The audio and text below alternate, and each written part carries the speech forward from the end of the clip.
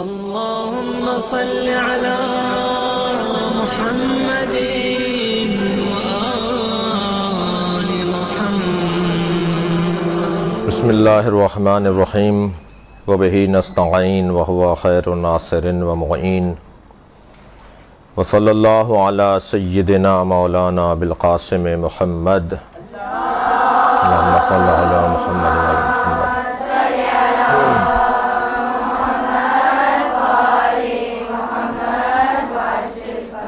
وآلہ الطیبین الطاہرین المعصومین ولعنۃ اللہ علی اعدائہم اجمعین من یوم عداوتہم الی قیام یوم الدین.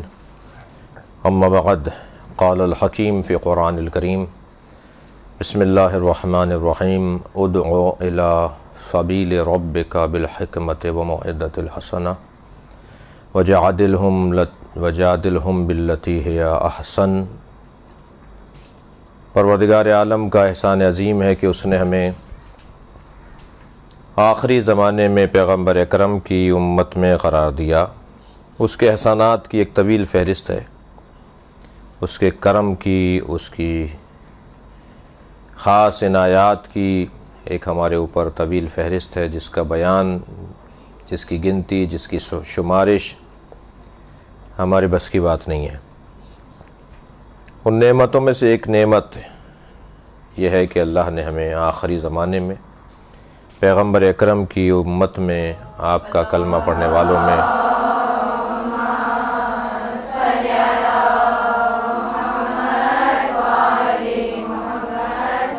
قرار دیا، اور ہم آپ کی امت میں ہونے کی وجہ سے دیگر امم پر فضیلت اور فوقیت اور اہمیت رکھتے ہیں.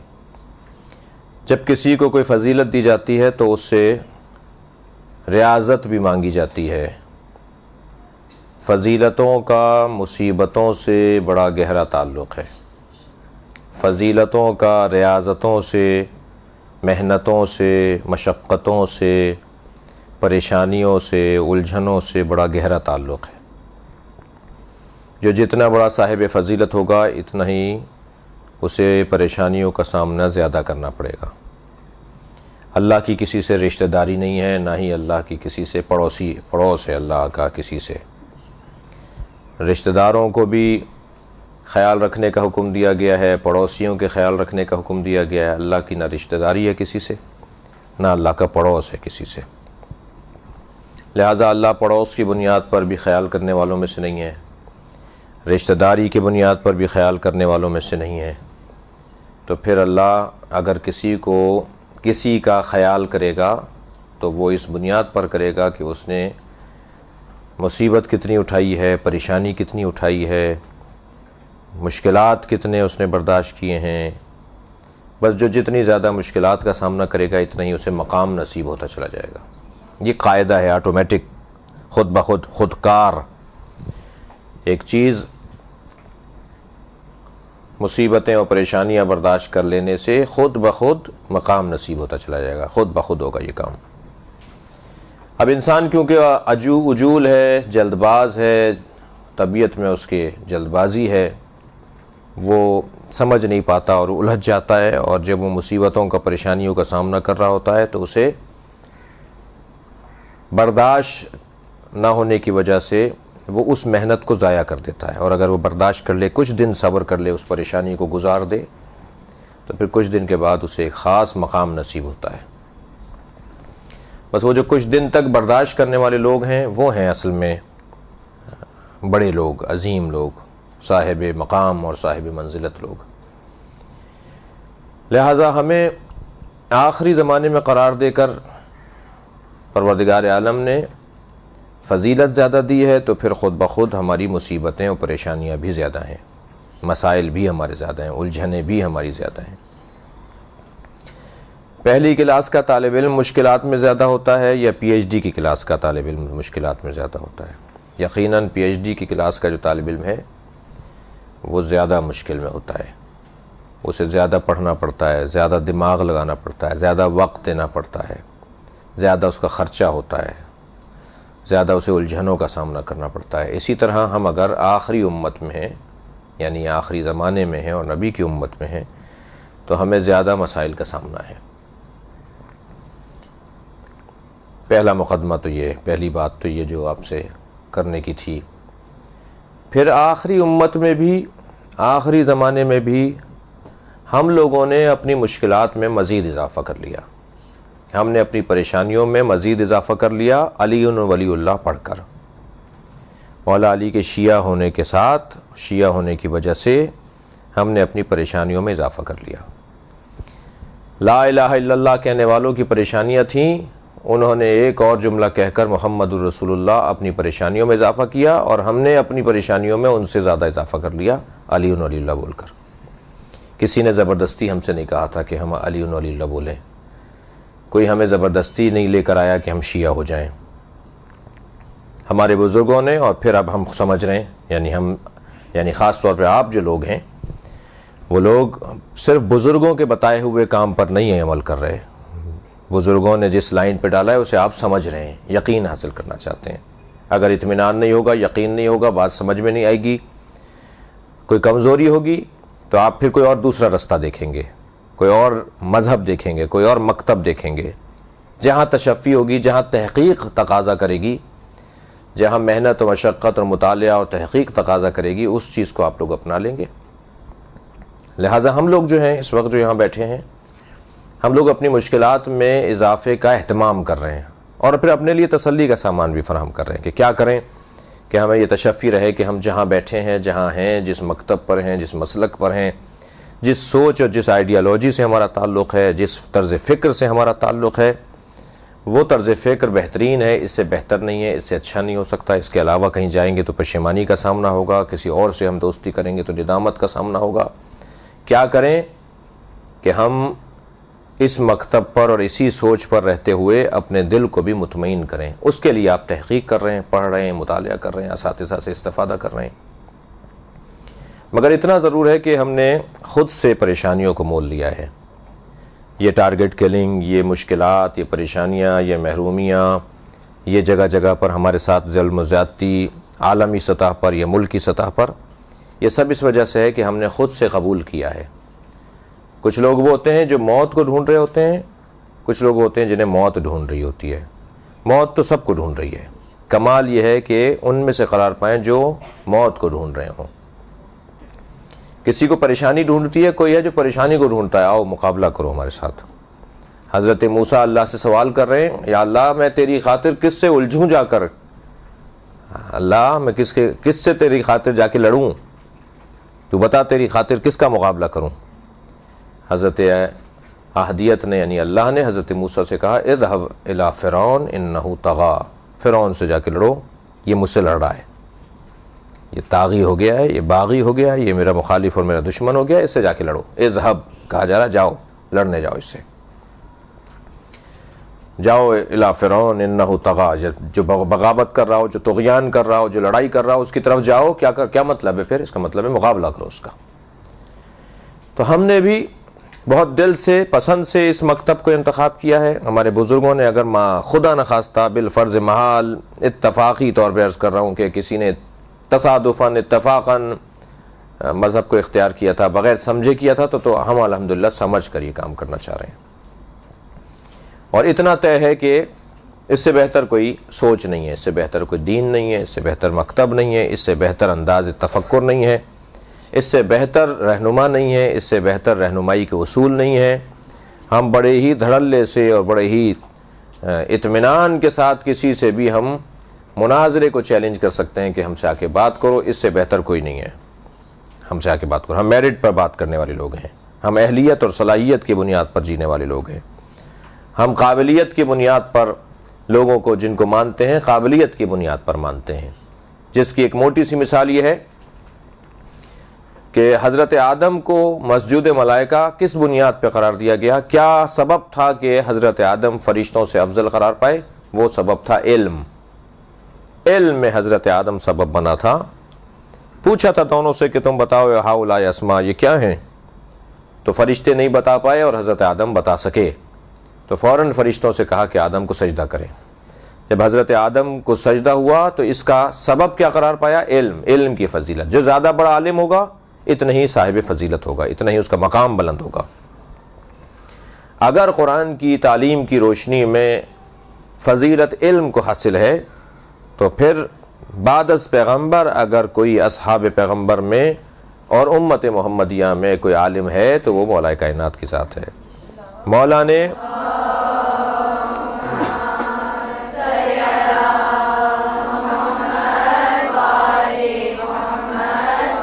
کسی سے سوال نہیں کیا، ہمیشہ مولا کائنات سے سوال کیا گیا۔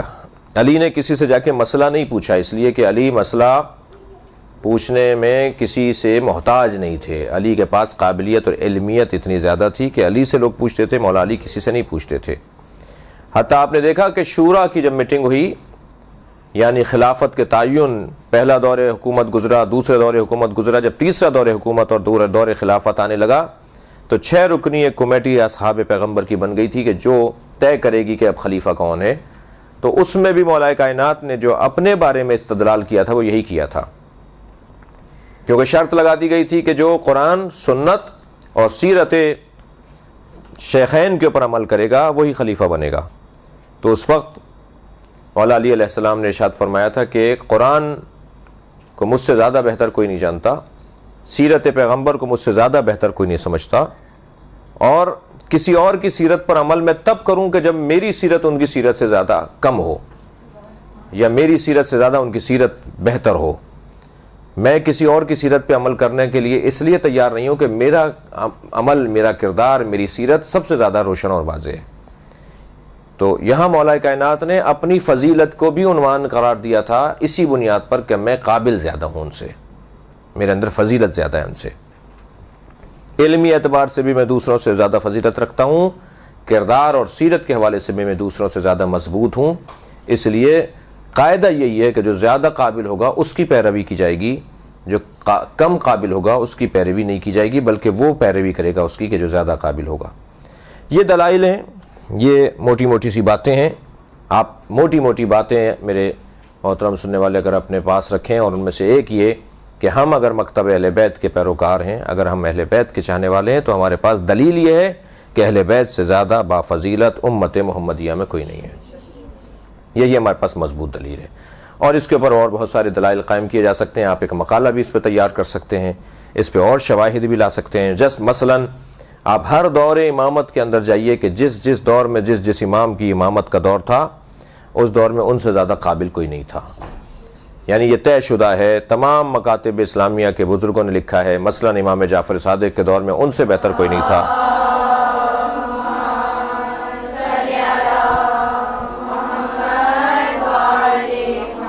دیگر ائمہ کے ابھی ایسے ہی ان کے دور میں ان سے بہتر کوئی نہیں تھا، قابلیت میں ان سے زیادہ بہتر کوئی نہیں تھا۔ یہی دلیل ہے ہمارے مکتب کی حقانیت کی۔ مکتب ہمارا بہترین مکتب ہے، میں کتنا بہتر ہوں، مجھے کتنا اچھا اور ہونا چاہیے، یہ ایک علیحدہ بحث ہے۔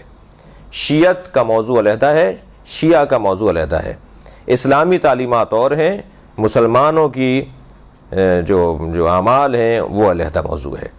تو ہمیں کوشش یہ کرنی ہوگی کہ جو بہترین نظام ہے، جو بہترین مکتب ہے، جو بہترین اسکول ہے، جو بہترین سسٹم ہے، اس کے پیروکار بنیں اور بہتر پیروکار بنیں۔ جو کمزوریاں، جو خامیاں، جو نقص، جو عیب ہمارے اندر اگر پایا جاتا ہے تو ہم اسے دور کریں اور بہتر سے بہتر اپنے کردار کو پیش کر سکیں۔ یہ لب لباب ہے ہمارے مکتب کی حقانیت کی۔ البتہ اس کے اندر بہت سارے اور بھی جس کو کہہ لیں مددگار پوائنٹ ہیں، سپورٹنگ پوائنٹ اور بہت سارے بن سکتے ہیں اس بات کے اوپر، اور ان میں سے ایک جناب زہرا کی فضیلت اور جناب زہرا کا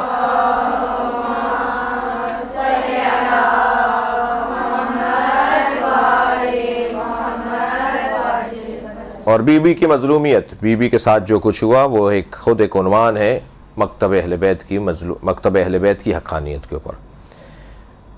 تو اس کے پاس کیونکہ علوم آل محمد کا ایک بہت عظیم ذخیرہ ہے اس مکتب کے پاس، ہمارے پاس نہج البلاغہ ہے، ہمارے پاس صحیفہ سجادیہ ہے، ہمارے پاس احادیث ائمہ اہل بیت ہیں، ہمارے پاس کربلا جیسی عملی ایک سیرت ہے، ہمارے پاس ائمہ اہل بیت کی قربانیاں ہیں، ہمارے پاس مظلومیت کا ایک بہت بڑا عنوان ہے۔ تاریخ میں جو مکتب، جو مسلک، جو سوچ، جو سمجھ مظلوم واقع ہوئی ہے، ظلم کا نشانہ بنی ہے، وہ ہمارے پاس موجود ہے۔ یہ تمام وہ حقانیت کے پہلو ہیں کہ جس کی بنیاد پر ہم اپنے آپ کو صحیح اور سالم مانتے ہیں۔ ہمارے اوپر جن باتوں کے حوالے سے اعتراض ہو سکتے ہیں وہ اعتراضات بہت ہی آسانی سے ان خطوط پر سوچنے کے ذریعے سے حل کیے جا سکتے ہیں۔ یہ خطوط جو میں نے ابھی آپ کے سامنے موٹی موٹی باتیں عرض کی، ان خطوط پر جتنا ہم گہرائی میں جاتے چلے جائیں گے، سوچتے چلے جائیں گے، ہم پر ہونے والے اعتراضات کے جوابات بھی انہی رستوں سے اور انہی یہی سوچ جو ہے اس کے ذریعے سے ہم ان کو جوابات دے سکتے ہیں۔ مثلا آپ کے ہاں فلاں کام ہوتا ہے، آپ کے ہاں فلاں انداز اپنایا جاتا ہے، آپ کے ہاں فلاں کام کیا جاتا ہے، ہمارے اوپر جو اعتراضات ہوتے ہیں ہم ان کو بھی اسی انداز سے، بہتر انداز سے اس کو جواب دے سکتے ہیں۔ آج کی اس پہلی نشست میں طے یہ ہوا ہے کہ اب یہ میرے مختصر بیان کے بعد آپ کی جانب سے سوال اور جوابات ہوں گے۔ آپ سوچئے سوالات، اور اگر لکھ کر بھیج سکتے ہیں تو لکھ کر بھیجیں، اور اگر مائک کا کوئی نظام ہے تو اس کے ذریعے سے سوال کیا جائے، اور پھر دوسری نشست میں ایک مختصر سے خطاب کے بعد حضرت مسلم کے مصائب پڑھوں گا اور مجلس پڑھوں گا آپ کے سامنے، اور اس طرح سے ہماری 2 نشستیں آپ کے ساتھ مکمل ہو جائیں گی۔ بہت کم موقع ملتا ہے آپ لوگوں کو کہ آپ جو ہے ہم جیسے طالب علموں سے سوالات کریں، اور ہم آپ کو اپنے تجربات کی روشنی میں، اپنے مشاہدات کی روشنی میں، اپنی ریاضت کی روشنی میں، جو ہمارا اس ملک میں ایک سفر ہے، ایک کام ہے اور تجربات ہیں، اس کی روشنی میں ہم آپ کو جواب دے سکیں۔ تو بسم اللہ، اگر کوئی ذہن میں سوال ہے تو سوال فرمائیں۔ سر، ہم مشکلات کو اٹھا رہے ہیں کہتے سارے ماننے والے، تو مسئلہ یہ ہے کہ ہم جو اوروں کے ہاتھوں اٹھا رہے ہیں تو لیکن ہم اللہ تعالیٰ اپنے ہاتھوں کو اٹھا رہے ہیں، ہم آپس میں بھی تو متحد نہیں ہو سکتے، اس کی کیا مسئلہ ہے؟ جتنا اتحاد اس وقت ہمارے قوم میں ہے ماضی میں کبھی نہیں تھا۔ یہ جو ایک زاویہ جو آپ نے بیان کیا، ابھی ہماری خواہر نے سوال کیا کہ ہم جو دشمن کی طرف سے، مخالف کی طرف سے نقصان اٹھا رہے ہیں، کیونکہ میں دہرا رہا ہوں سوال جن کو جواب ان کا سوال نہ گیا ہو، اور ایک جانب ہم اپنی طرف سے نقصان اٹھا رہے ہیں، آپس کا اختلاف، آپس کی لڑائیاں، عدم اتفاق، اس وجہ سے ہم نقصان اٹھا رہے ہیں۔ تو یہ تو ایک وہ بات ہے جو سب کر رہے ہیں، یہ والا سوال سب کے ذہنوں میں ہے۔ میں آپ کو صفحے کا دوسرا رخ دکھا رہا ہوں۔ جتنا اتفاق اور جتنا اتحاد ملت جعفریہ میں، شیعہ قوم میں اس وقت ہے، ماضی میں کبھی نہیں تھا، ماضی میں کبھی نہیں تھا۔ علماء کرام ایک دوسرے کے خلاف، شیعہ علماء کرام ایک دوسرے کے خلاف مقالے لکھتے تھے، کتابیں لکھتے تھے، تقریریں کرتے تھے۔ اب ایسا نہیں ہو رہا۔ کوئی عالم آپ پورے کراچی میں ڈھونڈ کے بتائیے کسی عالم نے کسی عالم کے خلاف کہاں تقریر کی ہے۔ ماضی میں علماء کرام آپس میں نہیں بیٹھتے تھے، ملاقاتیں نہیں کرتے تھے، مشکل تھی ملاقاتیں، ان کی بہت کم تھیں، اور بہرحال موجودہ کیفیت سے اچھی نہیں تھی کیفیت۔ آج علماء کرام میں اتحاد ہے، ملاقاتیں ہیں، بیٹھکیں ہیں، مسائل کے حل کے اوپر غور کرتے ہیں، فوراً کسی ایشو پر جمع ہو جاتے ہیں، مشورہ کرتے ہیں۔ ماضی میں ایسا کم تھا، میں نہیں کہتا کہ ماضی میں بالکل نہیں تھا ایسا۔ اس کے علاوہ جماعتیں اگر ماضی میں ہمارے ہاں دیکھی جائیں تو آج سے زیادہ تھیں جماعتیں۔ آج جو ہماری قوم میں جماعتیں ہیں اس سے زیادہ جماعتیں تھیں ماضی میں ہمارے درمیان، گروپ ہمارے درمیان ماضی میں اس سے زیادہ تھے۔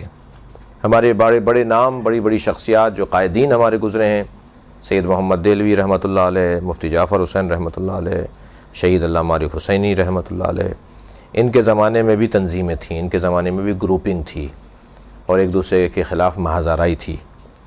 لیکن الحمدللہ اس وقت شیعہ قوم کے اندر اہم ایشوز پر، اہم مسائل پر، جیسے آپ نے دھرنوں کا نظام دیکھا، اس کے اندر ہماری پوری قوم متفق رہی۔ ہمارے پاکستان میں اس وقت 400 سے زیادہ مدارس ہیں، دینی مدارس ہیں، ان میں آپس میں اتحاد بن چکا ہے، ہم ایک ساتھ بیٹھتے ہیں۔ ہمارے ہاں اسکولز جو بن رہے ہیں اور کالج جو بن رہے ہیں اور جو مدرسے جو بن رہے ہیں، ان کا آپس میں ایک تشکل ہے، ایک انجمن ہے، ایک ٹرسٹ ہے، ایک ادارہ ہے جو آپس میں مسائل کو حل کرتا ہے۔ تو یہ جو آپ دیکھتے ہیں بعض اوقات کہ جی فلاں ایسا بول رہا ہے، فلاں ایسا بول رہا ہے، یہ ہر ملک میں ہے۔ کوئی ملک آپ کو نہیں ملے گا جہاں پر اختلاف کی کوئی تصویر نظر نہ آ رہی ہو۔ اختلاف کی تصویریں ہر ملک میں ہمیں نظر آتی ہیں، وہ کوئی سا بھی ملک ہو۔ تو میں سمجھتا ہوں کہ پاکستان کے اندر اس وقت پوزیشن ہماری بہتر ہے، ماضی کی نسبت اچھے ہیں ہم لوگ۔ وہ کون سے اسماء اعظم تھے جو حضرت آدم کو اللہ نے سکھائے؟ پہلے تو میں آپ سے عرض کروں کہ سوال یہ اچھا ہے، اور اس کے بعد بھی یہ سلسلہ رہے سوالوں کا، تو لیکن کوشش کریں کہ سوال تھوڑے سے ایسے ہوں کہ جو یعنی ذرا وزنی ہوں، بھاری ہوں۔ وہ کون سے اسماء اعظم تھے جو حضرت آدم کو اللہ نے سکھائے؟ روایات میں ہے پنجتن کے نام تھے جن کے بارے میں اللہ نے پوچھا کہ یہ ہاؤلاء اسماء، یہ اسماء کیا ہیں، بتاؤ ہمیں کہ یہ اسماء کیا ہیں۔ تو وہ پنجتن کے نام تھے جنہیں حضرت آدم تطبیق دینے میں کامیاب رہے کہ یہ جو نور ہے یہ محمد کا، یہ نور ہے علی کا، یہ نور فاطمہ کا، یہ حسن یہ حسین کا نور ہے، انہیں وہ بتانے میں کامیاب رہے۔ 72 فرقے ہیں، کیوں اور تفصیل۔ 72 فرقوں والی جو حدیث ہے وہ بعض علماء کے نزدیک غیر مستند حدیث ہے۔ پیغمبر فرما رہے ہیں میرے بعد 72 فرقے ہوں گے، یہ حدیث مستند نہیں ہے، اگرچہ بحار الانوار میں یہ حدیث ہے، اگرچہ اور بہت سی کتابوں میں ہمارے یہاں یہ حدیث ملے گی، لیکن 73 فرقے، 73 فرقوں کی جو حدیث ہے، ادھر 72 لکھے ہوئے، یہاں سوال میں 72 کہا انہوں نے، 73 فرقوں کی جو حدیث ہے وہ کہ 72 دوزخی ہوں گے اور ایک فرقہ جو ہے وہ جنتی ہوگا، ناجی ہوگا، نجات یافتہ ہوگا، یہ حدیث ضعیف ہے۔ فرقے اور گروپ اور جو ہے وہ مختلف دھڑے اگر علمی ہیں اور اگر علم کی بنیاد پر گروپ بنے ہیں تو انہیں ہونا چاہیے، بہت اچھی بات ہے۔ پیغمبر نے خود اختلاف کی بنیاد ڈالی ہے، اختلاف و امتی رحمہ، میری امت کا اختلاف رحمت ہے۔ تو اختلاف اگر علمی ہو، اختلاف اگر تحقیقی ہو، اختلاف اگر سمجھنے کے لیے اور تفحص کرنے کے لیے ہے تو اختلاف رحمت پروردگار ہے۔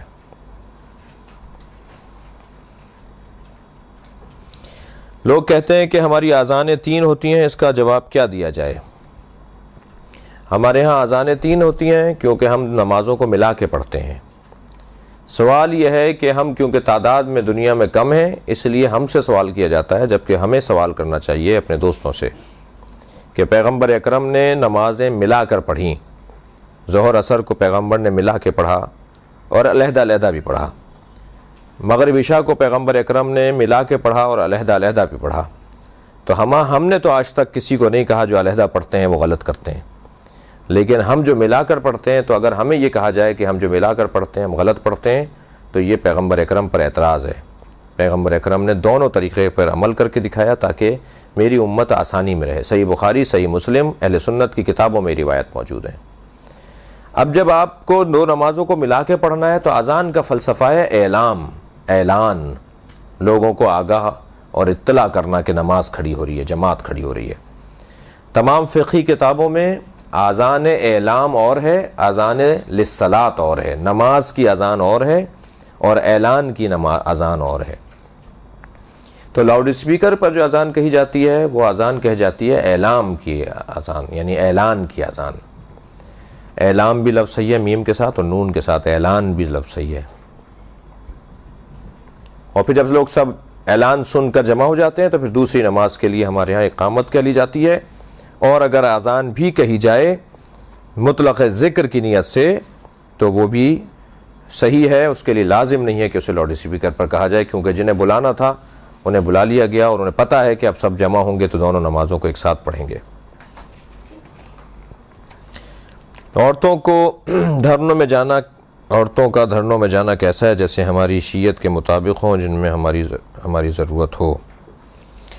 عورتوں کا دھرنوں میں جانا یا کسی بھی احتجاج میں جانا یا کسی بھی ریلی میں جانا جہاں قومی فریضہ بنتا ہو، قومی ذمہ داری بنتی ہو، اپنی حمیت، غیرت، اپنے اتحاد کا ثبوت اس کا لازمہ قرار پائے، جس سے قوم کو تقویت پہنچے، جسے ملت کو اعتماد ملے، تو جہاں مردوں کا جانا ضروری ہے وہاں عورتوں کا جانا بھی روکا نہیں گیا ہے، انہیں منع نہیں کیا گیا ہے۔ بعض اوقات ان کے جانے سے تقویت ملتی ہے، بعض اوقات ان کے جانے سے اور زیادہ بہتر وقار سامنے آتا ہے۔ آج کل سننے میں آ رہا ہے کہ زنجیروں کا ماتم کرنا یا ویسے ماتم کرنا غلط ہے، یہ بتائیے کہ ماتم کرنا ٹھیک ہے؟ ماتم کے بارے میں ہمارے پاس دلائل بہت زیادہ ہیں۔ حضرات اصحاب پیغمبر اور حضرات ازواج پیغمبر نے ماتم کیا ہے، یہ اہل سنت کی کتابوں میں درج ہے، اور ائمہ اہل بیت نے ماتم کیا ہے، اور ماتم مطلقاً اپنے بدن کے اوپر اس حد تک ہاتھ مارنا ہے کہ جس سے جان کا خطرہ نہ ہو، اور اپنے بدن کو تکلیف اس حد تک پہنچانا اس عشق اور محبت کے اظہار کے اندر کہ جس سے جان جانے کا خوف نہ ہو، اس کی اجازت دی ہے تمام مجتہدین نے ائمہ کی روایات کی روشنی میں۔ خونی ماتم کے اوپر حضرت آیت اللہ خامنئی نے روکا ہے، حضرت آیت اللہ سیستانی نے سکوت کا حکم دیا ہے، خاموشی کا حکم دیا ہے۔ وہ کہتے ہیں جی میں کچھ نہیں بولوں گا، خاموش رہوں گا اس موضوع پر۔ اور دیگر مجتہدین میں ایک بہت بڑی تعداد نے جو ہے وہ یہی نظریہ جو آغا سیستانی کا ہے اسے انتخاب کیا ہے، اور ایک تعداد نے آغا خامنئی کے نظریے کو انتخاب کیا ہے۔ ہمارے ہاں عزاداری مسلم ہے، لیکن طریقے مختلف ہو سکتے ہیں۔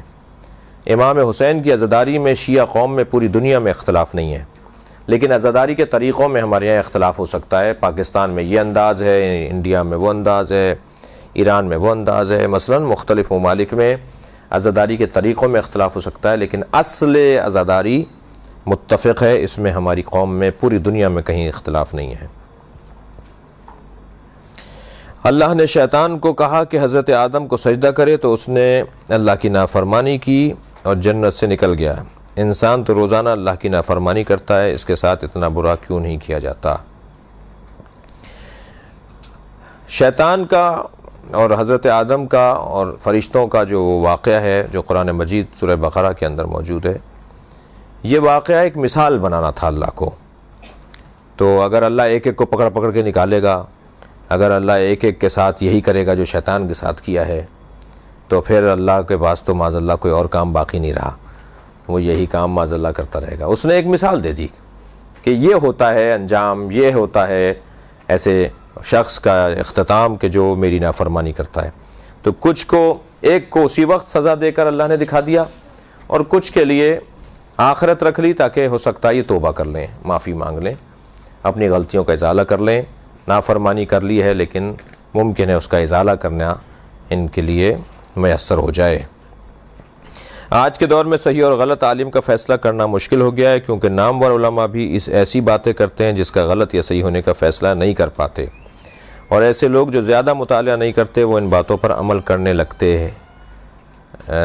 تو ایسے عالم کو پہچاننے کا کیا طریقہ ہے کہ وہ صحیح کہہ رہا ہے یا غلط کہہ رہا ہے؟ پہلی بات تو یہ کہ یہ الجھن تو باقی رہے گی، پہلے یہ ذہن میں بٹھا لیں آپ اپنے، یہ الجھن باقی رہے گی، کیونکہ پرفیکٹ جو ہیں وہ ائمہ ہیں، بالکل ٹھیک ٹھاک، جس میں ایک رتی برابر بال برابر بھی شک نہیں کر سکتے، وہ ائمہ کا وجود ہے۔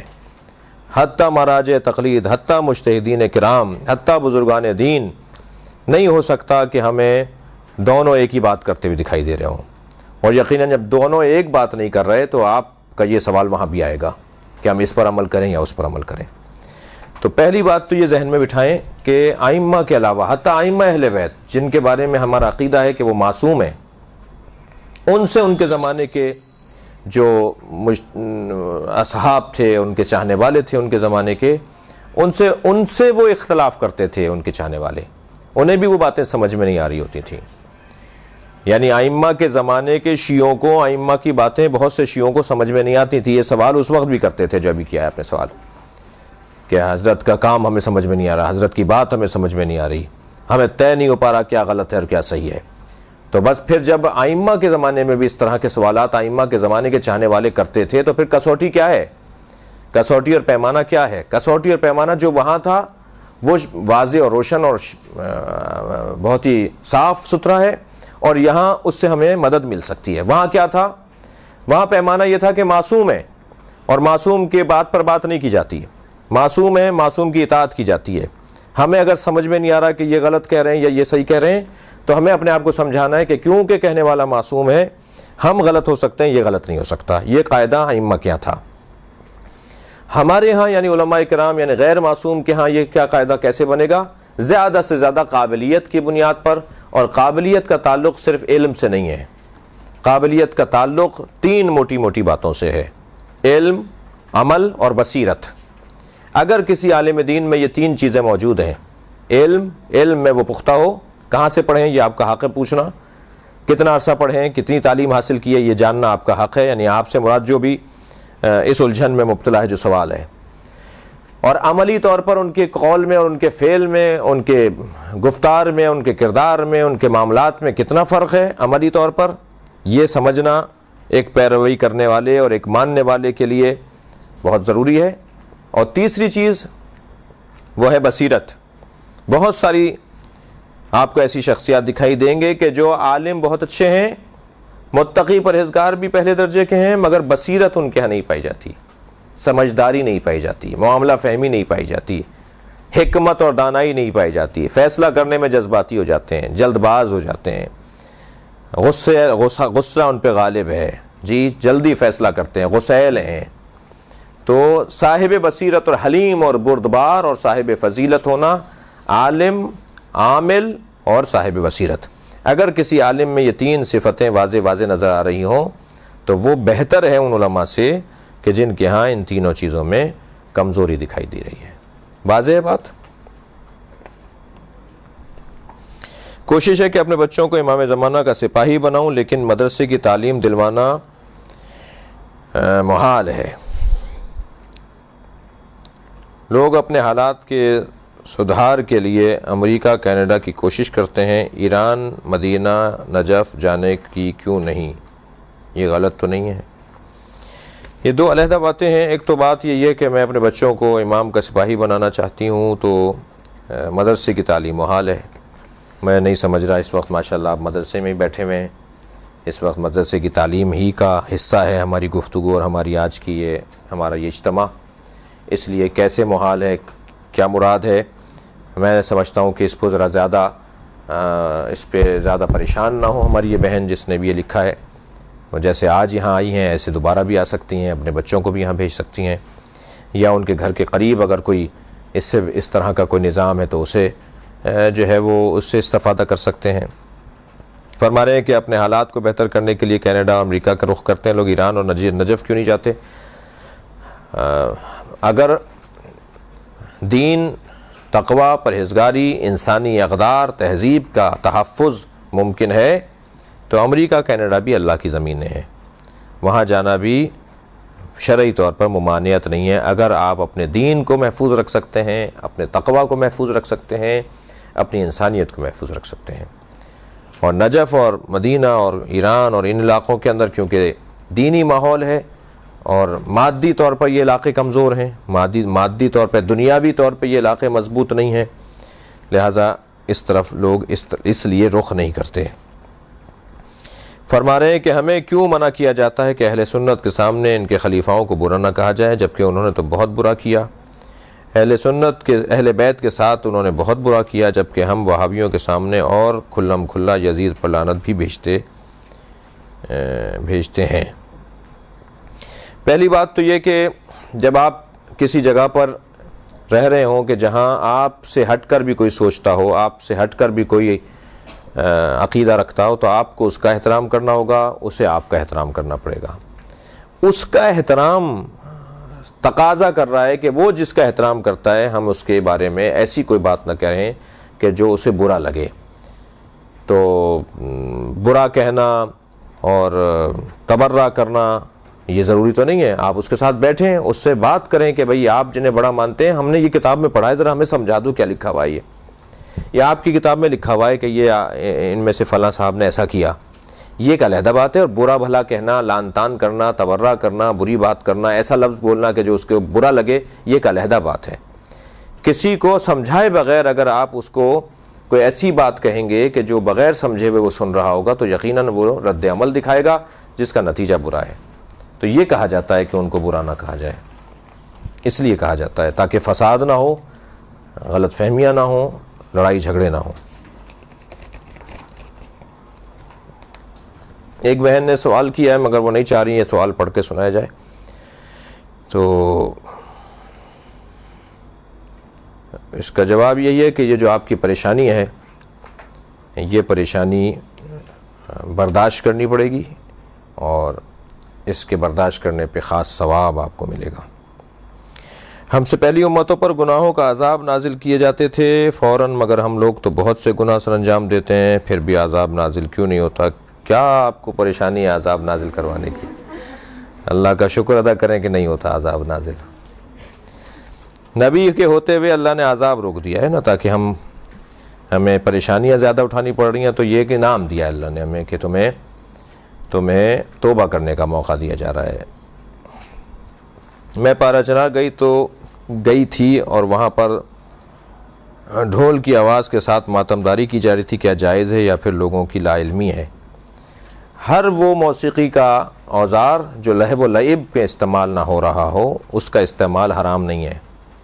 موسیقی لہو و لعب سے تعبیر ہے۔ اگر موسیقی میں لہو و لعب نہیں ہے، بے راہ روی نہیں ہے، بگاڑ نہیں ہے، فساد نہیں ہے، اخلاقی فساد اگر موسیقی کے اندر نہیں ہو رہا تو وہ موسیقی حرام نہیں ہے۔ موسیقی مطلقاً حرام نہیں ہے، گانا حرام ہے، ٹھیک ہے، لیکن موسیقی مطلقاً حرام نہیں ہے۔ جو ساز باز جو بجتے ہیں، یہ جیسے پریڈ کے موقع پر فوج والے ایسا کر رہے ہوتے ہیں، سپاہی ایک خاص ایک چیز بجا رہے ہوتے ہیں، یا بعض اوقات جو ہے وہ قومی ترانے پڑھے جا رہے ہوتے ہیں، اس میں بھی موسیقی ہے، اس میں بھی آلات موسیقی استعمال ہو رہے ہیں۔ تو موسیقی مطلقاً حرام نہیں ہے۔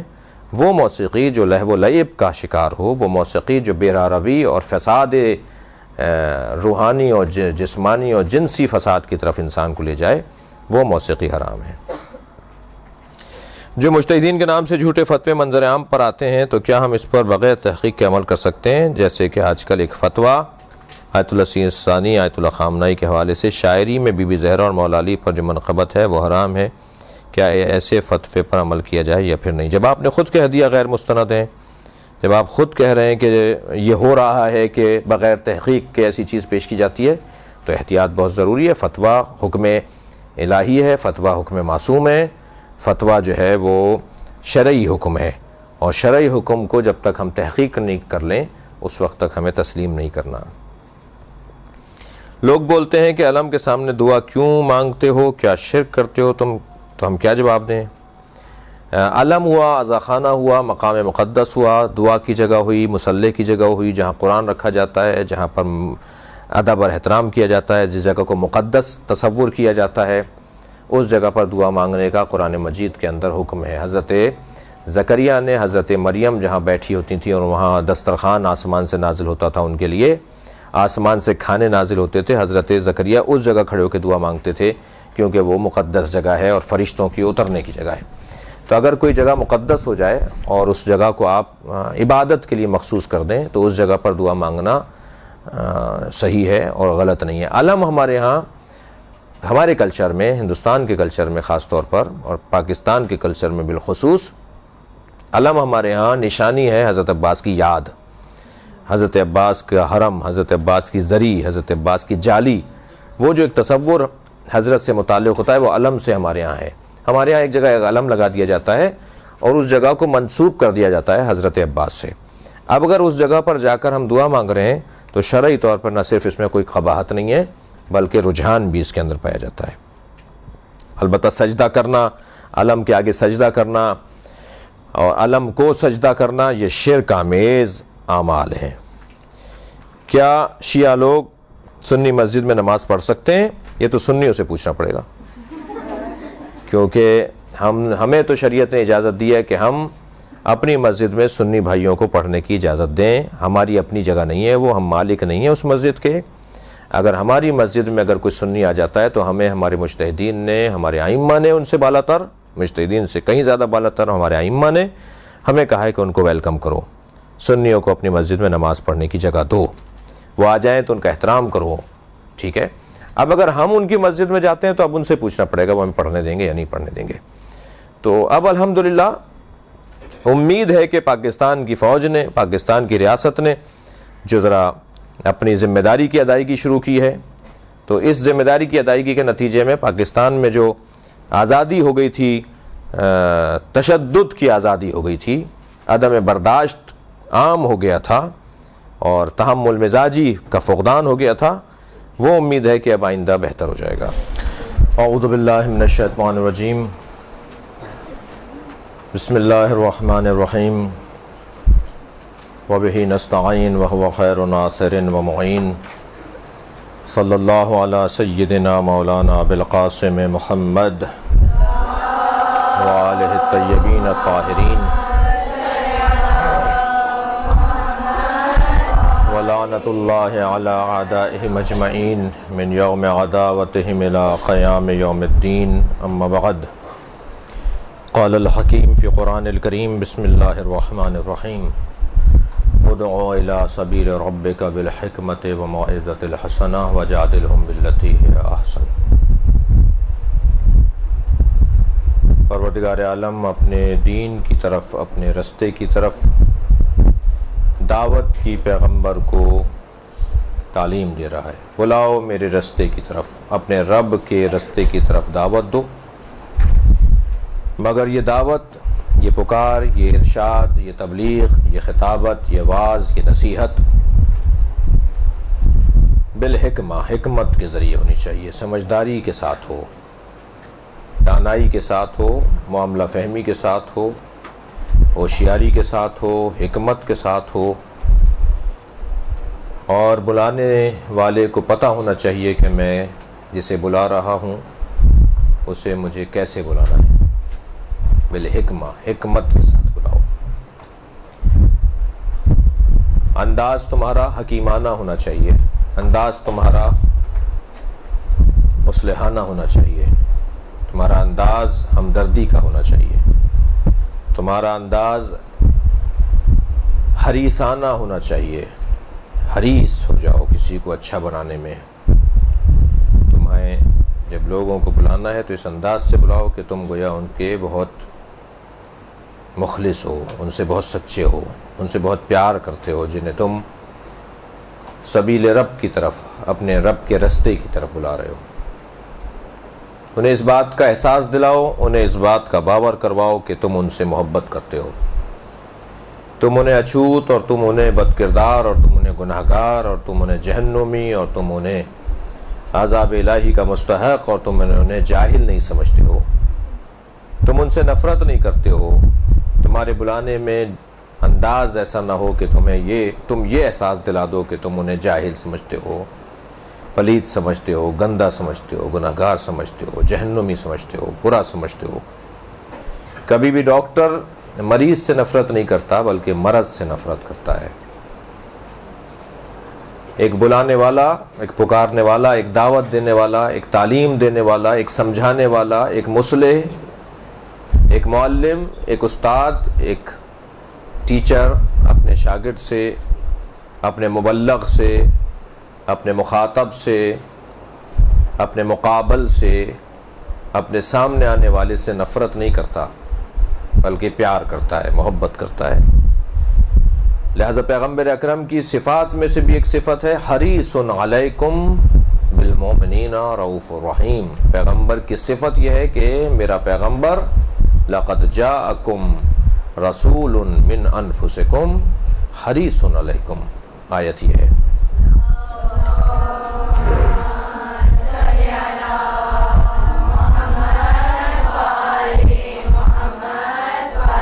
بے تحقیق تم تک آ چکا ایک ایسا بھیجا گیا شخص، ایک ایسا رسول، ایک ایسا بھیجا ہوا فرد جو من انفسکم، تم ہی میں سے ہے، تم ہی میں سے ہے، جس کی پہلی صفت یہ ہے کہ عزیز علیہ ما عنتم، تمہاری پریشانیوں میں وہ پریشان رہتا ہے۔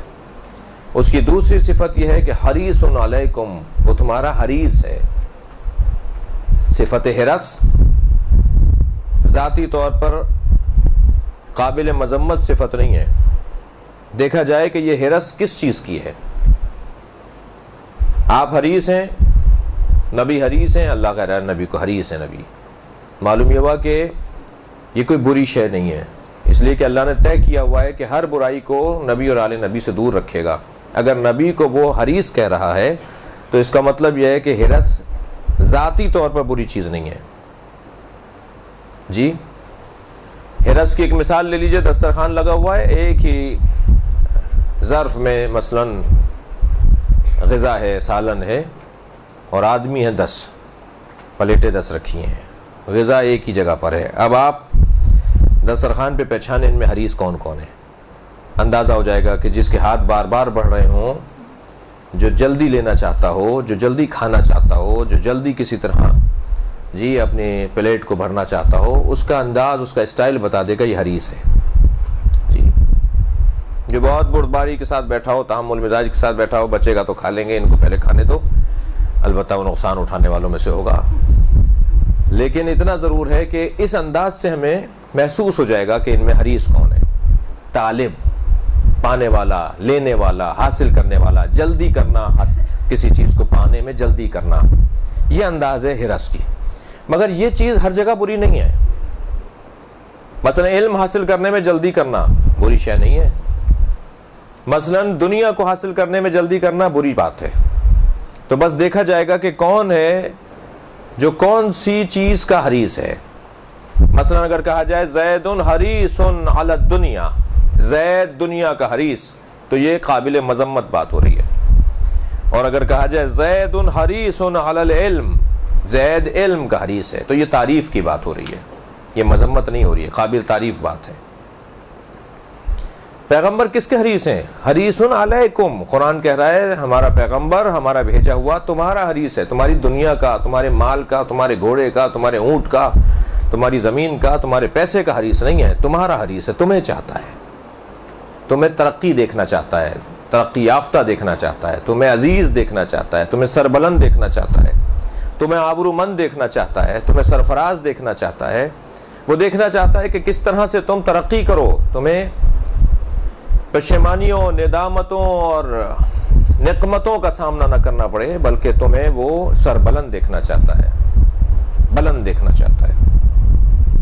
حریص علیکم بالمومنین رؤوف الرحیم. اور ہمارے نبی کی تیسری صفت یہ ہے کہ وہ مومنین پر رؤوف بھی ہیں اور رحیم بھی ہیں.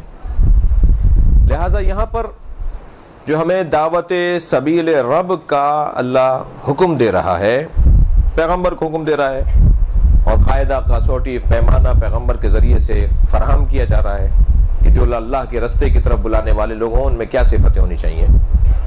جو اللہ کے رستے کی طرف بلانے والے لوگ ہوں یعنی آپ لوگ، ان میں کیا صفت ہونی چاہیے. آپ لوگوں کو اچھائی کی طرف بلانے کا ارادہ رکھتے ہیں، آپ چاہتے یہ ہیں کہ معاشرے میں اچھائیوں کو فروغ ملے، برائیوں کا خاتمہ ہو، نیکیاں عام ہوں، عبادتیں فروغ پائیں، گناہوں کا خاتمہ ہو، سکون اور چین ہمارے گھروں پر حاکم ہو جائے. تو اس کام کو کرنے والے کی کچھ صفتیں ہیں. اس کام کو کرنے والے کے لیے کچھ اصول دیے گئے ہیں. ادعو الی سبیل ربک، دعوت دینے والے قرار پاؤ، مبلغ بنو، اللہ کے رستے کی طرف لوگوں کو تبلیغ کرو.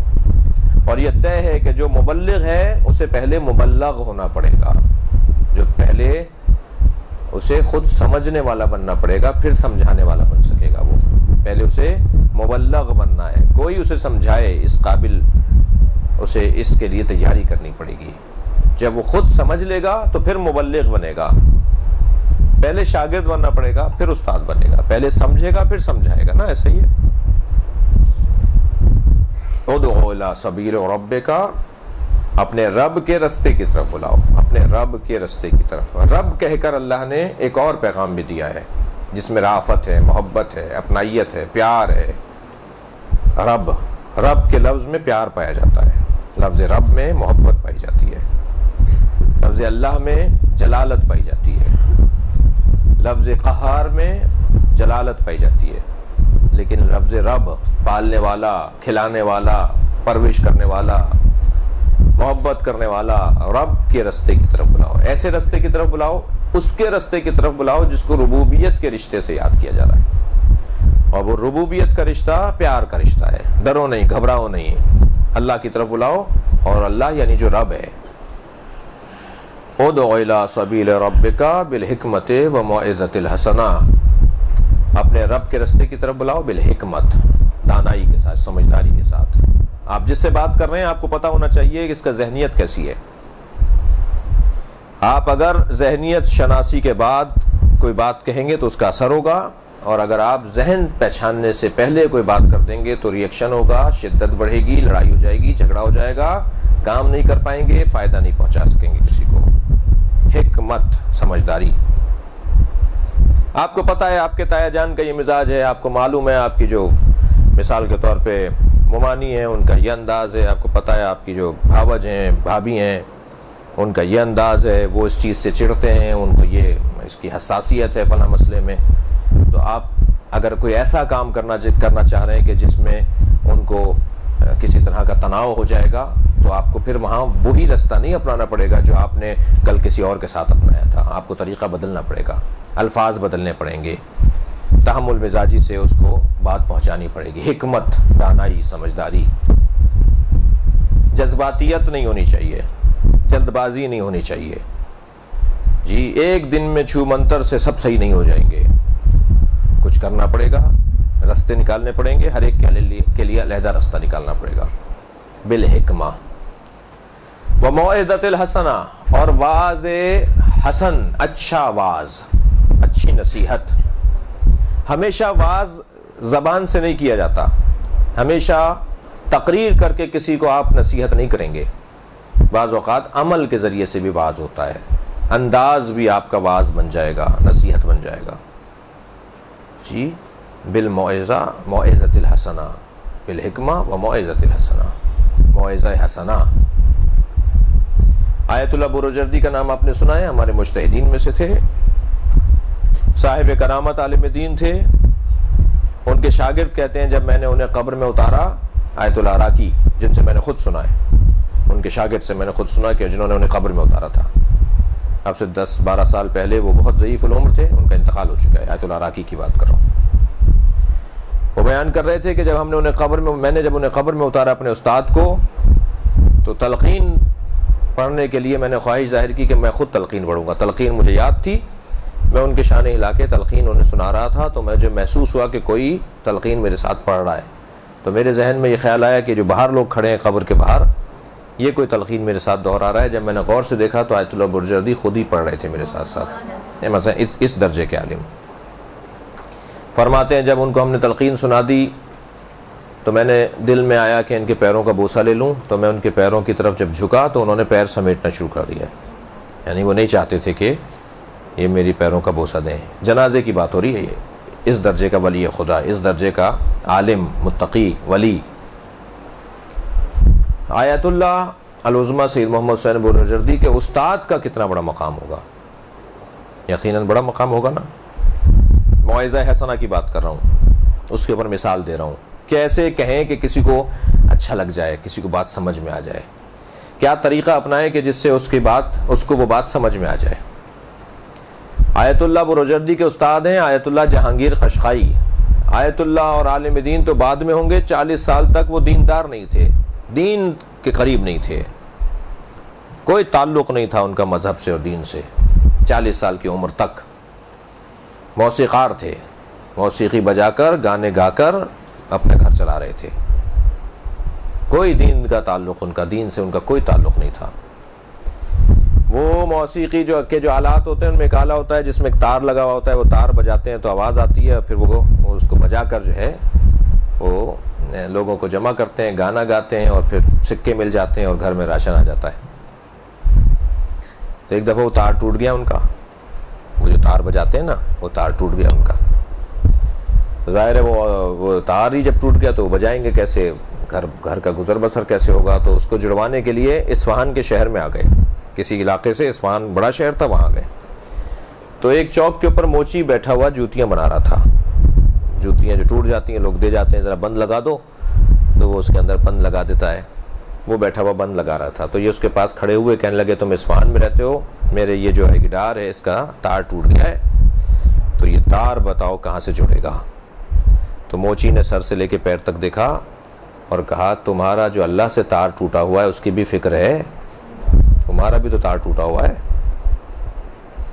کوئی تعلق ہی نہیں اللہ سے، تار ٹوٹے ہوئے ہیں جی۔ ایک دم زمین پر بیٹھ گئے اسی کے پاس، کہنے لگے ہاں یہ بتاؤ یہ تار کون جوڑتا ہے، میرا تار جو میرے اللہ سے ٹوٹا ہوا ہے یہ کون جوڑے گا؟ یعنی وہ جملہ ان پر اتنا اثر کر گیا، موعظہ حسنہ کی میں بات کر رہا تھا، اس انداز سے سمجھائیں کہ دل پر فوراً اثر کرے۔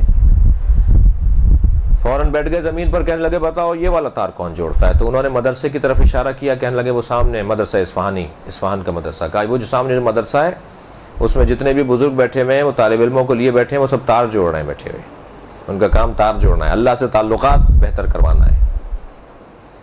یہ صاحب چلے گئے وہاں جہانگیر قشقائی صاحب، اور انہوں نے اپنے اللہ سے تار جڑوایا، اور تار ایسا جڑا کہ مجتہد بن گئے، اور نہ صرف مجتہد بلکہ آیت اللہ بروجردی جیسے عارف کے استاد بن گئے۔ تو موعظہ حسنہ جو ہے اس انداز سے کسی کو سمجھائیں کہ جس انداز سے وہ اسے برا نہیں محسوس کرے، اسے اچھا سمجھے، آپ کو ہمدرد سمجھے۔ اور ویسے بھی جو مبلغین ہوتے ہیں اور جو واعظین ہوتے ہیں ان کے ہاں تحمل مزاجی دوسروں سے زیادہ ہونا چاہیے، برداشت تحمل مزاجی ان کے ہاں دوسروں سے زیادہ ہونا چاہیے۔ آپ کے درمیان مجھے ابھی میں جب وقفے میں گیا ہوں تو مجھے بتایا کہ بعض خواہران ذاکرائیں بھی ہیں اور مجالس پڑھتی ہیں اور سینئر ہیں، جو میرے لیے ایک اچھا موقع ہے کہ ہمارے ہم کار ہیں، ہمارا کام بھی یہی ہے۔ تو غرض یہ کہ اللہ کے راستے کی طرف بلانا ہے بالحکمہ و موعظۃ الحسنہ، لیکن کبھی کبھی تھوڑی سی آستینیں بھی لوٹنی پڑتی ہیں، جس کو قرآن جدال کہہ رہا ہے، وَجَادِلْهُمْ بِالَّتِي هِيَ أَحْسَنُ، تھوڑا سا سخت لہجہ بھی کرو کبھی کبھی، مگر اس میں بدتمیزی نہیں ہو، تہذیب، آداب، اخلاقیات کو ہاتھ سے نہ جانے دیا جائے۔ اگر تھوڑا سا تناؤ کی کیفیت بھی ہو جائے، یہ تیسرے مرحلے پر دیکھیں نا، ترتیب میں اللہ نے اس کو سب سے آخر میں رکھا ہے۔ میں نہیں سمجھتا کہ اس کی ضرورت پڑے گی، اس کی ضرورت شاید نہ پڑے ہمیں، اس کی شاید ضرورت ہی نہ پڑے ہمیں۔ تیسرے مرحلے پہ جا کر وَجَادِلْهُمْ بِالَّتِي هِيَ أَحْسَنُ، تیسرے مرحلے پہ جا کر جدال ہو، اور جدال بھی جدال احسن ہونا چاہیے، تناؤ بھی، تکرار بھی، بحث و مباحثہ بھی، جملوں کا رد و بدل بھی اگر ہو تو وہ احسن طریقے سے ہو، بدتمیزی نہیں ہو، تہذیب کے دائرے سے ہاتھ نہ جائے باہر۔ یہ ہمیں خطوط دی ہیں پروردگار عالم نے، معاشرے میں خوبیوں کو عام کرنے کی، اچھائیوں کو بڑھانے کا، یہ ہمیں اللہ نے ایک دستور دیا ہے، جس دستور کے مطابق ہم اور آپ میں سے بہت سے، ممکن ہے سب بچیاں، سب خواہران یہ نہ چاہتی ہوں کہ ہم جا کے کوئی تقریر کریں، ہم کوئی جا کر مجلس پڑھیں، ہم اس لیے یہاں نہیں پڑھنے آ رہے کہ ہم مجلس بھی پڑھیں جا کر، ہم تو خود صرف اپنے لیے پڑھنے آئے ہیں، خود اپنی اصلاح کرنے آئے ہیں، اپنی معلومات بڑھانے آئے ہیں، اپنے آپ کو اچھا انسان بنانے کے لیے مدرسے میں آ رہے ہیں۔ سب ضروری نہیں ہے کہ مجلس پڑھنے کا بھی شوق رکھتے ہوں، البتہ یہ بات بھی ذہن میں رہے کہ ضروری نہیں ہے کہ آپ اگر مجلس پڑھنے کا ارادہ نہیں رکھتے تو آپ مبلغ نہیں ہوں گے۔ مبلغ تو انسان اپنے عمل سے ہوتا ہے، اس کا اٹھ بیٹھ، اس کا بولنا، اس کے رویے، اس کی روش، اس کے طریقے خود ایک تبلیغ ہے۔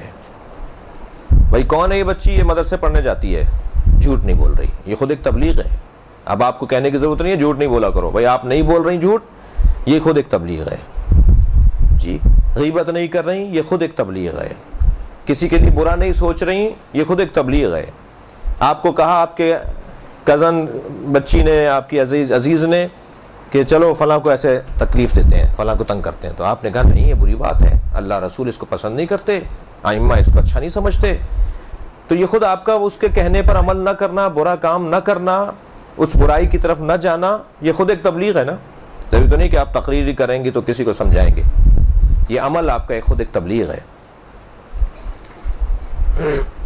لہذا ایک بہت بڑی ذمہ داری ہے، دینی نمائندے ہیں، آپ کا حلیہ، آپ کا لباس، آپ کا اسکارف، آپ کا مقنا، آپ کی چادر، آپ کے موزے، آپ کے دستانے، آپ کا عمومی جگہوں پر بناؤ سنگھار کے ساتھ نہ جانا، آپ کا وقت پہ عبادت، بہت سارے اچھے کاموں کی طرف آپ کا عملی طور پر آپ کا چلنا، یہ خود ایک چلتی پھرتی ایک تبلیغ ہے، ایک گھومتی پھرتی ایک تبلیغ ہے۔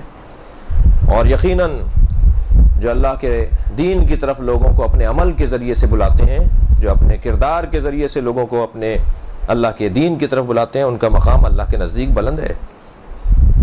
یہ ذہن میں رہے آپ کو کہ جس کا مقام اللہ کے نزدیک بلند ہوتا ہے، اللہ اسے تکلیف میں مبتلا کرتا ہے، اس لیے کہ جس سے اللہ کو پیار ہوتا ہے، اللہ اسے اور ترقی دینا چاہتا ہے، اور مشکلات میں ڈالنا چاہتا ہے۔ من طلبنی فقد وجدنی ومن وجدنی فقد عرفنی ومن عرفنی فقد عشقنی ومن عشقنی فقد قتلتہ۔ جس نے مجھے طلب کیا اس نے مجھے پا لیا، جس نے مجھے پا لیا اس نے مجھے پہچان لیا، جس نے مجھے پہچان لیا وہ میرا عاشق ہو گیا، جو میرا عاشق ہو گیا میں اسے قتل کر دیتا ہوں۔ اللہ کہہ رہا ہے یہ جی۔ بعض بچیوں نے سر اٹھا کے دیکھا یہ کیا ہوا آخر میں جی۔ جو مجھے ڈھونڈتا ہے میں اسے مل جاتا ہوں، جو مجھے پا لیتا ہے وہ میری معرفت حاصل کرتا ہے، جو میری معرفت حاصل کر لیتا ہے وہ میرا عاشق ہو جاتا ہے۔ اور جو میرا عاشق ہو جاتا ہے انا قتلتہ، میں اسے قتل کر دیتا ہوں، میں اسے مار دیتا ہوں۔ ومن انا قتلتہ فعلی دیتہ، اور جسے میں قتل کرتا ہوں اس کی دیت بھی میرے اوپر ہے، میں نے قتل کیا ہے نا تو دیت بھی میں دوں گا، بدلہ بھی مجھ سے ہی لیا جائے گا۔ جو مارتا ہے اسی سے بدلہ لیا جاتا ہے نا، جو قتل کرتا ہے اسی سے بدلہ لیا جاتا ہے۔ اللہ حدیث قدسی میں کہہ رہا ہے جسے میں قتل کر دیتا ہوں اس کی دیت بھی میرے اوپر ہے، وَأَنَا دِيَتُهُ، اور میں خود اس کی دیت بن جاتا ہوں، یعنی میں اس کا ہو جاتا ہوں۔ پھر بہت بڑا مقام ہے یہ عرفاء کا، اولیاء الہی کا مقام ہے۔ اتنا طے ہے کہ جو اللہ سے محبت کرتا ہے اللہ اسے پریشانی میں مبتلا کرتا ہے اور اسے مضبوط کرتا ہے اور مضبوط کرتا ہے۔ اب یہ سفر جو مضبوطی کا ہے، کبھی انسان اس مطلوب کیفیت پر پہنچنے سے پہلے ہی مر جاتا ہے، اس کے دن پورے ہو جاتے ہیں، اور کبھی مطلوب کیفیت پر پہنچ کر اس کا اس دنیا سے رخصت ہوتی ہے۔ اور یہ ایک سفر ہے، اور اس سفر میں اگر کسی کا دم نکل جائے تو وہ طالب علم شمار ہوتا ہے، اور جو طالب علمی کے دور میں مرتا ہے اسے شہید کا درجہ دیا جاتا ہے۔ وہ قیامت میں شہداء کی صف میں کھڑا کیا جائے گا، بھائی اسے تو کوئی گولی نہیں لگی تھی، یہ تو کسی بم دھماکے میں نہیں زخمی ہو کے مرا تھا، یہ شہیدوں کے ساتھ کیوں لائے جا رہے ہیں یہ صاحب؟ معلوم یہ ہوا یہ طالب علم تھے اپنی زندگی میں، دین کے طالب علم تھے، اور دین کا طالب علم اگر طالب علمی کے زمانے میں مر جائے تو اسے قیامت میں شہید اٹھایا جائے گا۔ فرشتے جس کے پیروں کے نیچے پر بچھائیں اسے دین کا طالب علم کہا جاتا ہے۔ لہذا بہت بڑا مقام ہے آپ لوگوں کا۔ جب مقام بلند ہے تو جی پریشانیاں بھی بلند ہیں، الجھنیں بھی زیادہ ہیں، اچھوت بھی ہو جائیں گے بعض اوقات رشتہ داروں میں، ارے بھائی اتنی سی بچی، یہ کیا تم بواؤں کی طرح اور اماؤں کی طرح تم کپڑے پہن کے آ گئیں؟ جی اس طرح کے جملے تانے کو سننے کو ملیں گے۔ جی یہ کیا تم پہن رہی ہو؟ بیٹا آزاد رہو۔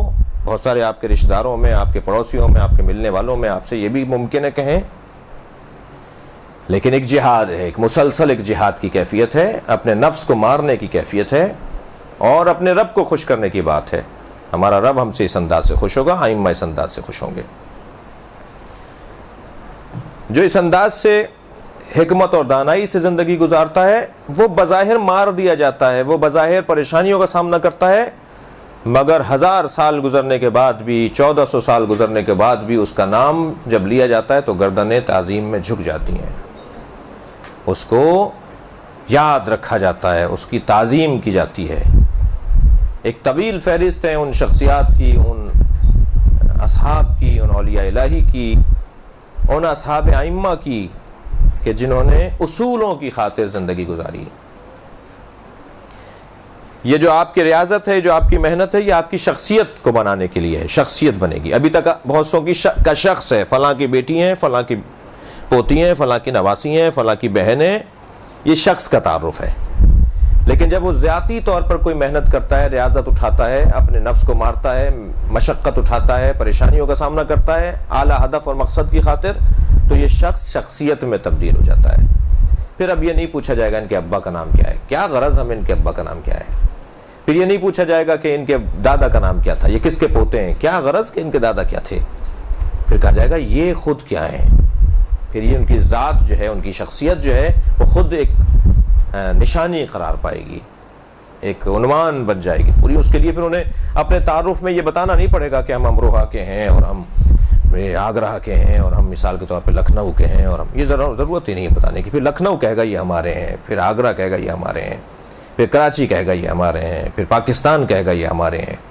ٹھیک ہے، ایک مرتبہ تو کہا جاتا رہا کہ یہ فلاں جگہ سے تعلق رکھتے ہیں، اب وہ جگہ کہے گی یہ ہمارے ہیں۔ تو یہ جو تبدیلی آ گئی، ایک مرتبہ یو ٹرن ہو گیا، ایک مرتبہ رستہ دوسرا ہو گیا۔ یہ کیوں ہو گیا؟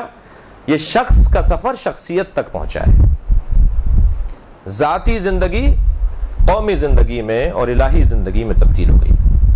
اب ایسا شخص یقیناً ریاضت کے بغیر ممکن نہیں ہے کسی کے لیے۔ یہ بھی آپ کے ذہنوں میں رہے اور ہے، اس کو میں تکرار کر رہا ہوں، اور وہ یہ کہ بدن تو مؤنث اور مذکر ہوتا ہے، بدن تو مرد کا اور عورت کا ہوتا ہے، مگر روح مؤنث اور مذکر نہیں ہے۔ روح مرد اور عورت کی نہیں ہوتی، روح مردانہ اور زنانہ نہیں ہوتی، روح ہے۔ اور اللہ تک پہنچنے کے لیے بدن اصالت نہیں رکھتا، روح کو اصالت حاصل ہے۔ اللہ کا قرب حاصل کرنے کے لیے، اہل بیت کے نزدیک مقام پانے کے لیے عظمت حاصل کرنے کے لیے بدن کو اصالت حاصل نہیں ہے، اولویت حاصل نہیں ہے، ترجیح حاصل نہیں ہے. پہلا کام بدن کا نہیں ہے، پہلا کام روح کا ہے. قرب الہی حاصل کرنے کے لیے بدن اصالت نہیں رکھتا، روح اصالت رکھتی ہے.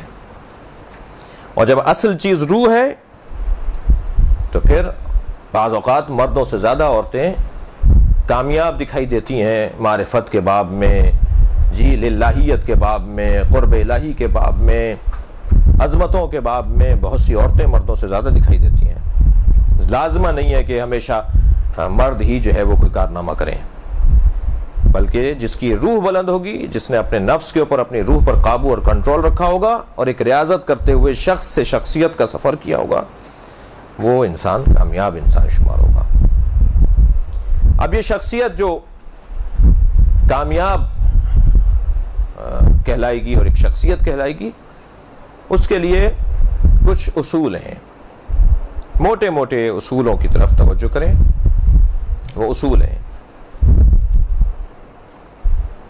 سب سے پہلا اصول یا ایک اصول کسی شخصیت کی تعمیر کے لیے وہ یہ ہے کہ وہ زندگی گزارے اصولوں پر مشتمل، اصولوں پر مشتمل زندگی. سوکھے پتوں کی طرح زندگی نہیں گزارے، ہوا کے جھونکے کے اوپر، ہوا کے دوش کے اوپر زندگی نہ گزارے، اصولوں پر زندگی گزارے. اصول کے مطابق اپنے فیصلے لے. میرا یہ اصول زندگی ہے جو قرآن و سنت اور ائمہ کی تعلیمات کی روشنی میں اصول مرتب کیے جائیں. پابند اصول. مجھے معلوم ہو رہا ہے تھوڑا تھوڑا چھوٹی بچیاں ذرا تھک رہی ہیں، لیکن تھوڑی سی اور برداشت کر لیجیے مجھے تھوڑی دیر اور. کیا ٹائم ہو رہا ہے جی؟ 5:45 ہو رہے ہیں. بس 5-8 منٹ اور ہیں آپ کے ساتھ جی. اصولوں پر مشتمل زندگی ہو، اصولوں پر مشتمل زندگی. وہ اپنی دنیا کو ترک کر دے، وہ اپنی لذت کو ترک کر دے، وہ اپنے مادی جو سہولتیں ہیں انہیں ترک کر دے، کیونکہ اصولوں سے ٹکرا رہے ہیں. وہ مادی اصول، مادی سہولتیں، وہ دنیا اصولوں سے ٹکرا رہی ہے، لہذا چھوڑ دیا ہم نے. ہم نہیں لے رہے اس چیز کو، اس لیے کہ ہمارے اصول نہیں کہہ رہے. حضرت مسلم ابن عقیل کو حضرت ہانی ابن عروہ نے کہا کہ عبید اللہ ابن زیاد میری عیادت کرنے آ رہا ہے، میں پانی مانگوں گا تو آپ سمجھ لیجئے گا کہ میں آپ کو اشارہ دے رہا ہوں کہ اب بہترین وقت ہے کہ آپ پردے کے پیچھے سے آ کے اس کو خنجر مار دیں. میں جب دیکھوں گا کہ موقع کب بہتر ہے، میں اسی وقت کہوں گا کہ مجھے پانی پلایا جائے. تو پانی تو میرا غلام لے کر آئے گا، کوئی اور لے کر آئے گا، آپ سمجھ لیجئے گا کہ میں آپ کو بلا رہا ہوں کہ اسے آ کے مار دیں. عبید اللہ ابن زیاد مر جائے گا. کوفے میں سب سے بڑا مزاحم ہے، سب سے بڑی رکاوٹ ہے، لہٰذا جب وہ مر جائے گا تو رکاوٹ دور ہو جائے گی. ہانی ابن عروہ پکارتے رہ گئے پانی لے کر آؤ. پانی آ گیا. پھر کہا پانی لے کر آؤ، نہیں آیا حضرت مسلم. یہاں تک کہ جی کچھ کہہ رہی ہیں آپ؟ ہماری بہن کچھ کہہ رہی ہے. کچھ کہہ رہی ہیں؟ اچھا، ہم سے کہہ لیجئے، آپس میں نہیں کہیے، ٹھیک ہے؟ ایک صلوات پڑھیں ذرا محمد و آل محمد پر.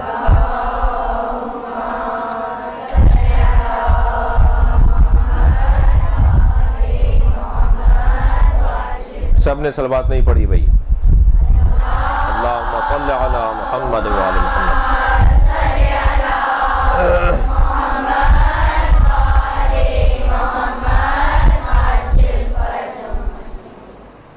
حضرت مسلم نہیں آئے مارنے کے لیے خنجر.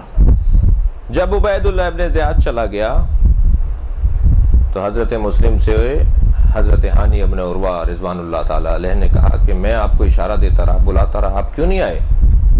تو آپ نے فرمایا ہم خاندان پیغمبر کے لوگ کسی کو دھوکہ دے کے نہیں مارتے.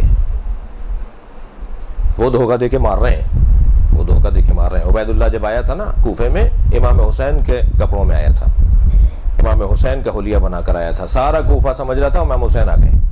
وہی ہرے رنگ کا ماما باندھ کے، وہی ہرے رنگ کا رومال ڈال کے، اسی انداز سے جیسے امام حسین گھوڑے پر بیٹھے آ رہے ہوں. لوگوں نے یہ سمجھا حسین آ گئے کوفے میں.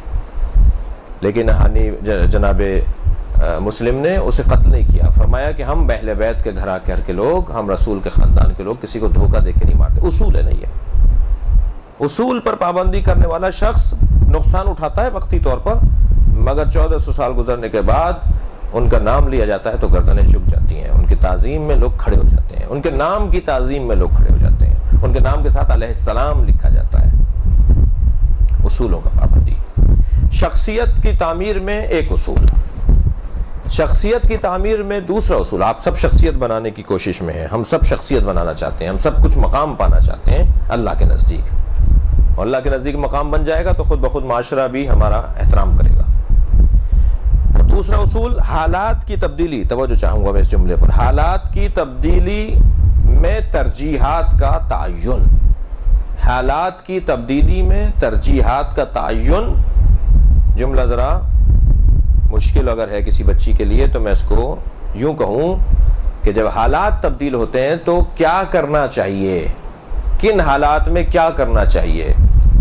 حالات کے بدلنے سے اپنا انداز بدلنا ہے، طریقہ بدلنا ہے، روش بدلنی ہے، اپنا اسٹائل بدلنا ہے، اپنے طریقے کو تبدیل کرنا ہے۔ حالات کے بدلنے سے اب ہمیں کیا کرنا چاہیے، اس چیز کا تعین انسان کی شخصیت کو بناتا ہے۔ حالات کی تبدیلی سے ترجیحات کا تعین۔ وہ علی بن ابی طالب جو نبی کے زمانے میں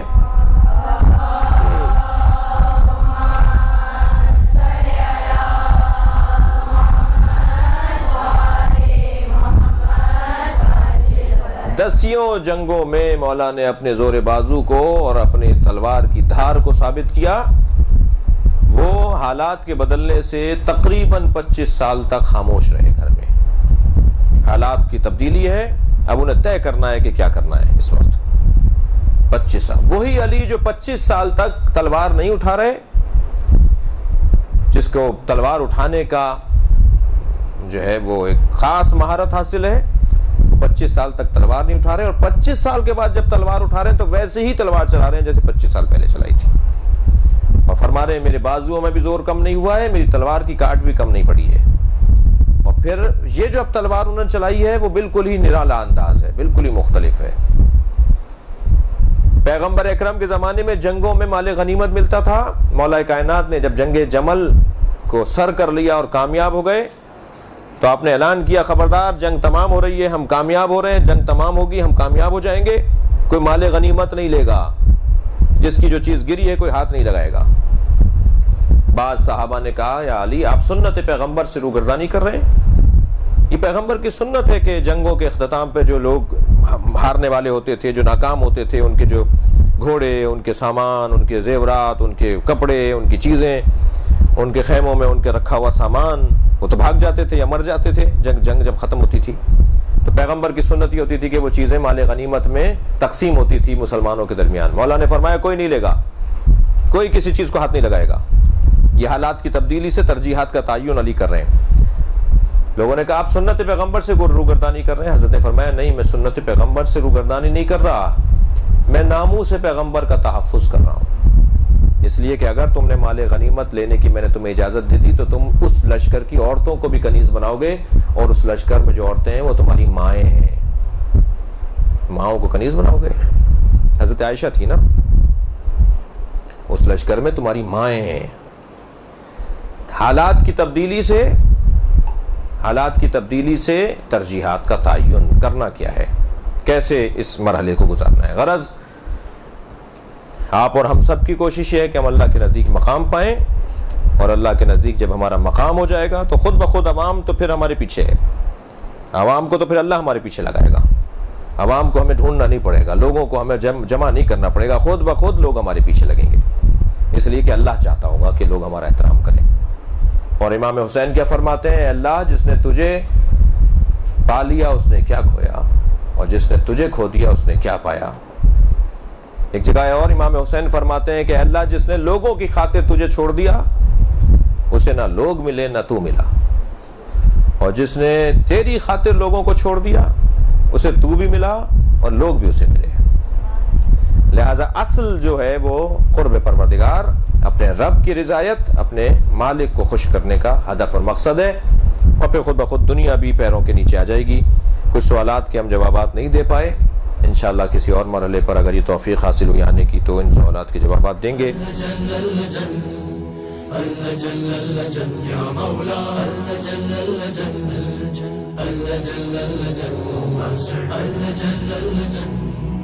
اللجن يا صاحب السماء